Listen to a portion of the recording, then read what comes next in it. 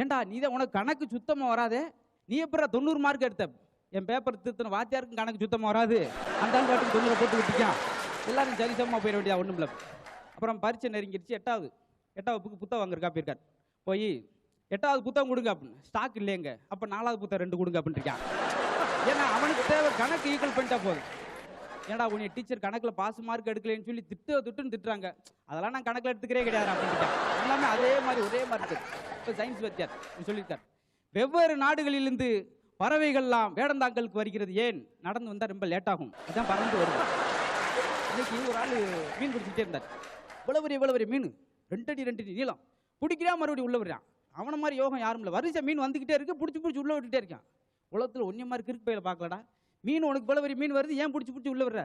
எங்க வீட்டில் அவிக்கிறதுக்கு சின்ன சட்டி தான் இருக்கு, இவ்வளவு பெரிய மீன் வச்சு நான் என்ன நறுக்கி சமைக்க முடியாது. தவறாம நம்ம அசத்தல் டிவியை எல்லாரும் சப்ஸ்கிரைப் பண்ணுங்க.